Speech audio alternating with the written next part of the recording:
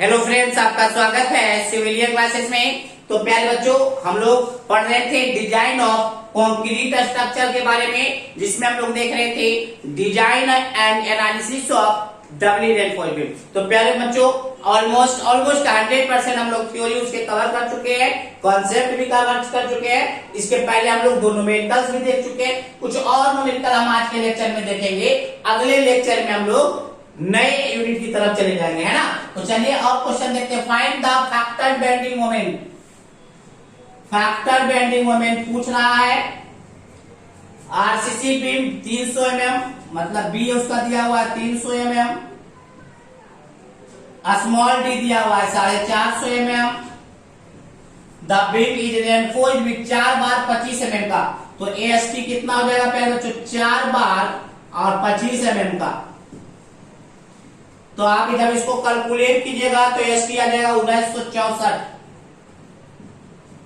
1964 millimetre square. ASC भी दिया हुआ है 2 बार 20 mm का। तो एससी हो जाएगा 2 इंटू π/4 इंटू 20 का होल स्क्वायर, है ना। तो एएससी जब कैलकुलेट कीजिएगा तो आ जाएगा 628 मिलीमीटर स्क्वायर। और कुछ दिया हुआ है, और दिया हुआ है पहले बच्चों, bar placed at a distance 50 mm from top in the compressor zone, मतलब डी डैश का वैल्यू दिया हुआ है 50 mm। डी डैश का वैल्यू 50 mm। और आपका दिया हुआ है एफ सी के का वैल्यू दिया हुआ है 20 और एफ वाई का वैल्यू दिया हुआ है 415। पहले बच्चों देखिए, फैक्टर बेंडिंग मोमेंट होता है WL²/8 in case of simply supported beam. But यहाँ पे ना तो कोई लोड है ना तो कोई लेंथ का बात है। इसका मतलब हमको मोमेंट ऑफ रेजिस्टेंस निकालना होगा। वही मोमेंट ऑफ रेजिस्टेंस क्या कहलाएगा? फैक्टर बेंडिंग मोमेंट कहलाता है। तो चलिए फैक्टर, अब देखिए पहले बच्चों, मोमेंट ऑफ रेजिस्टेंस की ज्ञात करने के लिए आपको पता होना चाहिए कि यह जो सेक्शन है, ओवर एनफोर्स सेक्शन है, अंडर एनफोर्स सेक्शन है या बैलेंस सेक्शन है। तो उसको कैलकुलेट करने के लिए हमको क्या निकालना होगा? सबसे पहले एक्सयू लिमिट, मतलब एक्सयू मैक्स। तो एक्सयू मैक्स कितना हो जाएगा? 415 के लिए 0.48 इंटू डी। तो 0.48 डी का वैल्यू है 450 mm। तो एक्सयू मैक्स अब आप यहां से देखिएगा प्यारे बच्चों, तो आपका आ जाएगा एक्सयू मैक्स 216 mm। कितना हो जाएगा? अब देखिए प्यारे बच्चों, हम लोग एक्सयू निकालने जाते थे। एक्सयू कैसे निकलेगा? सी बराबर टी। सी कितना होता था? इसमें C1 प्लस C2 बराबर टी।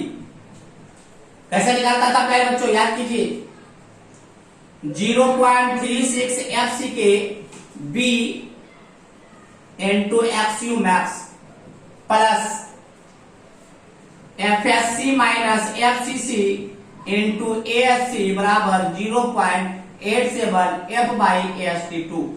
0.36 एफसीके का वैल्यू आपका हो गया 20, बी का वैल्यू 300, एक्सयू मैक्स का वैल्यू 216। अब देखिए पहले बच्चों, एफएससी निकालना है। एफएससी निकालने के लिए आपको डी डैश बाई डी का वैल्यू चाहिए। D dash by D, D का वैल्यू 50/450 mm। 1/9 कितना हो जाएगा? 1/9 प्यारे बच्चों 0.9/1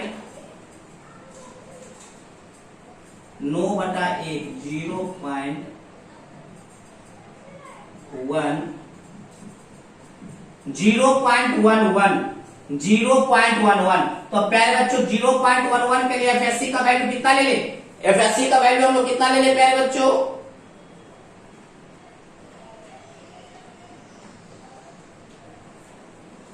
कितना ले बताइए। देखिए पहले बच्चों, हम पहले ही ऑलरेडी बता चुके हैं कि डी डैश बाई डी अगर 0.15 रहेगा, सॉरी 0.10 रहेगा तो एफएससी हो जाएगा 353 न्यूटन पर मिलीमीटर स्क्वायर। फिर हमने बताया डी डैश बाई डी का वैल्यू 0.15 रहेगा। तो 0.15 के लिए हम लोग बताए थे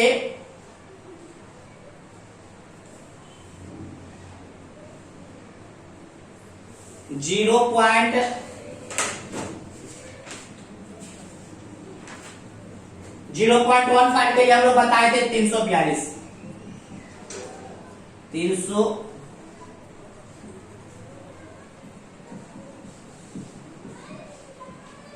देखिए पहले बच्चों 0.1 के लिए बताए थे 353, 0.15 के लिए बताए थे 342, तो आपको 0.11 के लिए निकालना है, आसानी से निकल जाएगा। कितना का डिफरेंस है 353, ये कितना का डिफरेंस है पहले बच्चों लगभग 11 का डिफरेंस है, तो 11 दो का डिफरेंस हो जाएगा है ना।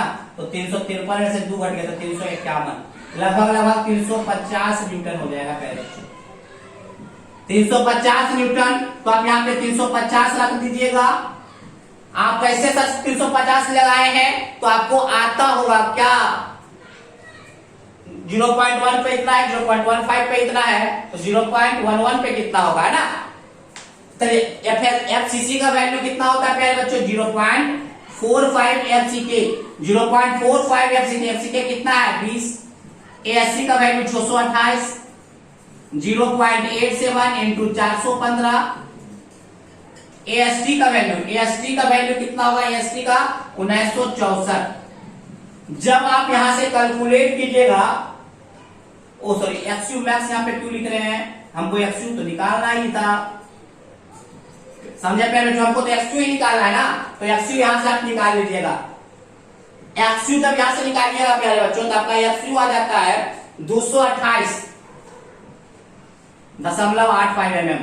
प्यारे बच्चों थोड़ा बहुत कैलकुलेशन इधर उधर जाएगा ही जाएगा, हम 350 ले रहे हैं, बुक 342 ले रहा है, बस मेरा कैलकुलेशन इधर उधर जाएगा, कोई दिक्कत नहीं, कॉन्सेप्ट आपको समझ में आना चाहिए। 228.85। अब देखिए प्यारे बच्चों हम लोग एक्सयू मैक्स कितना निकाले थे 216, ये कितना रहा, तो एक्सयू बढ़ा गया प्यारे बच्चों, एक्सयू मैक्स से एक्सयू बढ़ा गया, तो ओवर एन फोर्स सेक्शन के लिए एमआर का वैल्यू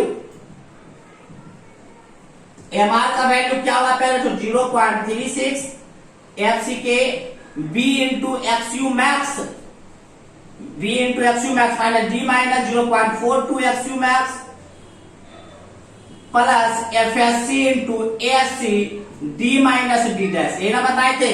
तो 0.36 एफसीके का वैल्यू 20, बी का वैल्यू 300, एक्सयू मैक्स का वैल्यू 216, डी का वैल्यू 450, 0.42 एक्सयू मैक्स का वैल्यू 216 प्लस एफएससी का वैल्यू 350, एससी का वैल्यू आपका 628, डी का वैल्यू 450, इसका वैल्यू 550। आप इसको जब कैलकुलेट कीजिएगा प्यारे बच्चों तो आपका आ जाएगा 253.53। इधर उधर थोड़ा बहुत इधर उधर जाएगा, कोई दिक्कत वाली बात नहीं है। 253 की जगह पे आपका 251 भी आ सकता है, 255 भी आ सकता है, इसमें कोई दिक्कत नहीं है। डिजाइन वाले न्यूमेरिकल में कोई प्रॉब्लम नहीं, लेकिन इसी के आसपास में और ये इसे भी डिजाइन वाला प्रॉब्लम है, ये कैलकुलेट वाला प्रॉब्लम है, तो आंसर लगभग सेम आ जाता है। तो ये आपका था प्यारे बच्चों क्या निकालने के लिए, find the factored bending moment. Factor moment की जगह पे हम लोग क्या निकाल दिए, एमआर निकाल देते हैं। तो इस प्रकार से आप लोग निकल को हैंडल कर सकते हैं डबली रेनफोर्स के। चलिए एक और डिजाइन के क्वेश्चन को देखते हैं। तो प्यारे बच्चों हम उम्मीद करते हैं कि आपको क्या हो जाता होगा, समझ में आ गया होगा न्यूमेरिकल, आप न्यूमेरिकल पे अप्रोच कर सकते हैं, ठीक है ना। चलिए इसको नोट डाउन कीजिए।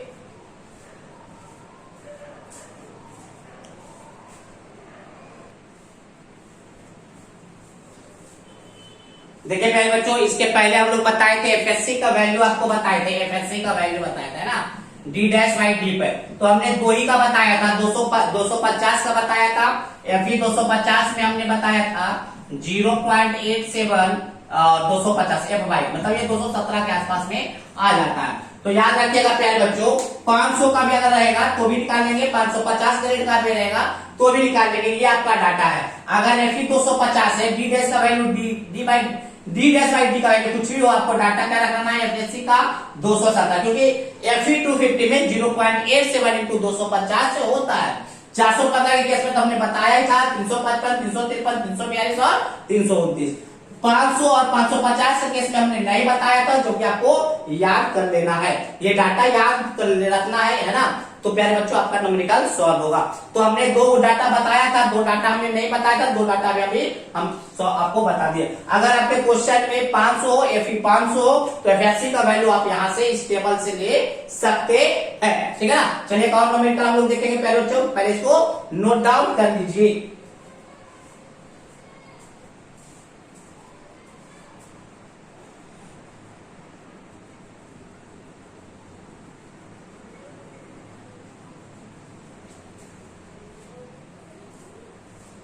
चलिए पहले बच्चों एक न्यूमेरिकल्स देख लेते हैं और design a doubly reinforced beam of rectangular section using the following data.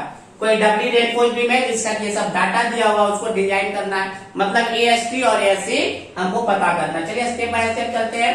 यहाँ पे आपको फैक्टर बेंडिंग मोमेंट डायरेक्ट नहीं दिखा रहा है, तो पहला कैलकुलेट या इफेक्टिव ने तो डायरेक्ट दिया हुआ है, कैलकुलेट क्या करना है, इफेक्टिव स्पैन डायरेक्ट दिया हुआ। चलिए स्टेप 1 हो चुका, कितना है 5 मीटर। दूसरा स्टेप था प्यारे बच्चों कैलकुलेट का लोड, तो टोटल लोड भी दे चुका है, total load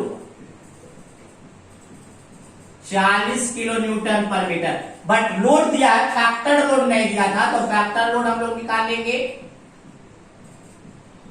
1.5 into 40 that mean 60 kilo Newton पर मीटर। अब हम लोग निकालेंगे फैक्टर बेंडिंग मोमेंट। प्यारे बच्चों कहीं पे भी टाइप्स ऑफ बीम के बारे में नहीं लिखा है, तो हम लोग सिंपली सपोर्टेड बीम समझेंगे WUE L इफेक्टिव का होल स्क्वायर बाय 8, WU कितना है 60, L इफेक्टिव आपका है 5 का होल स्क्वायर बाय 8। जब आप इसको कैलकुलेट कीजिएगा प्यारे बच्चों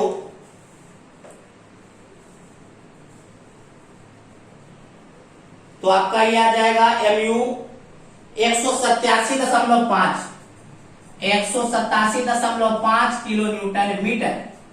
नेक्स्ट स्टेप था प्यारे बच्चों कैलकुलेट MU लिमिट।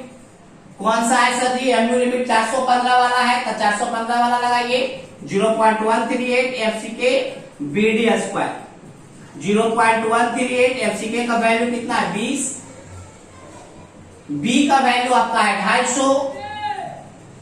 अब देखिए प्यारे बच्चों यहाँ पे ओवरऑल लिख दिया है, क्या लिखा है ओवरऑल 500 है, तो डी का वैल्यू क्या होगा 500 माइनस 50, 500 माइनस 50 450 का होल स्क्वायर। जब आप इसको कैलकुलेट कीजिएगा प्यारे बच्चों तो आपका MU लिमिट जो आ जाएगा वो आएगा 140 kilo newton metre, 140 kilo newton metre. तो यहां से साफ दिख रहा है कि फैक्टर बेंडिंग मोमेंट ज्यादा है MU लिमिट से।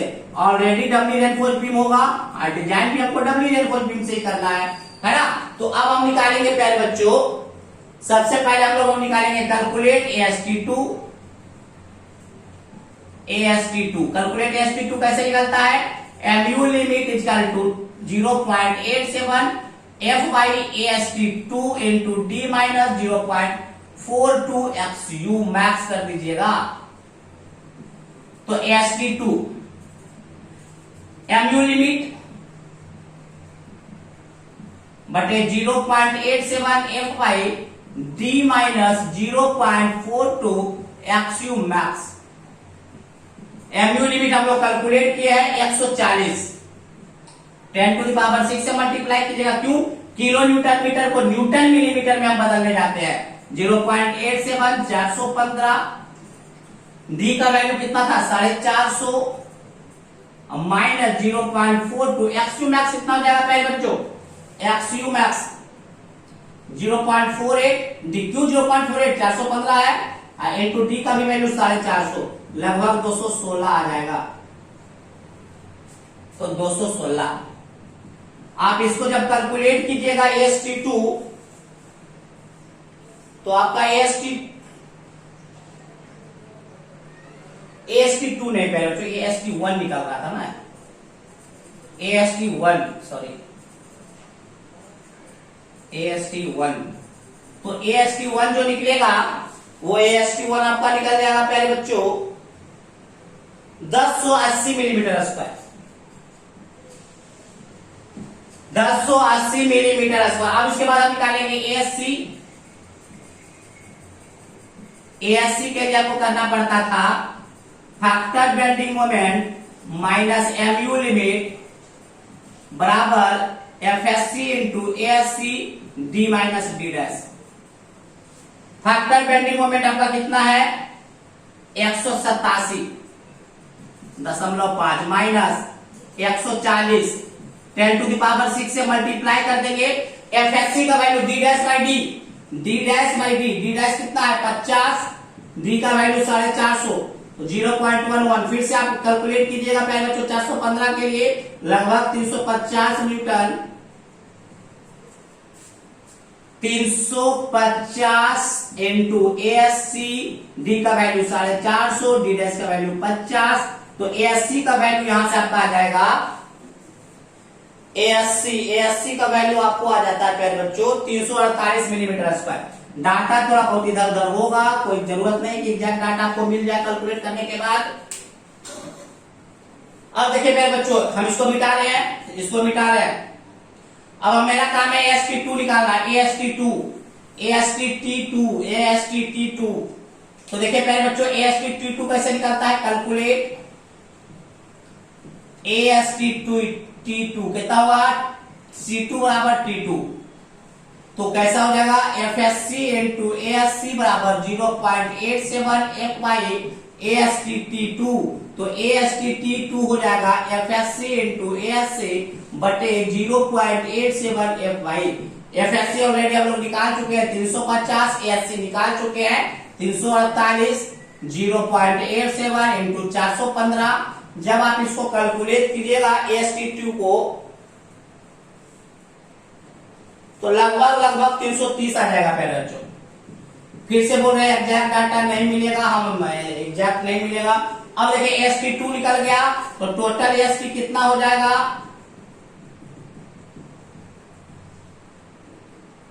1080 प्लस 330, तो आपका हो जाएगा 11 3 10 3 13 13 14 1410 मिलीमीटर स्क्वायर। तो पहला जो हमने AST निकाल दिया, ASC निकाल दिया, मेरा डिजाइन प्रोसीड्यूर समाप्त हुआ। अब आपके बुक में जब देखिएगा तो और भी सीयर निकाले हुए हैं, डिजाइन ऑफ सीयर कर दिया।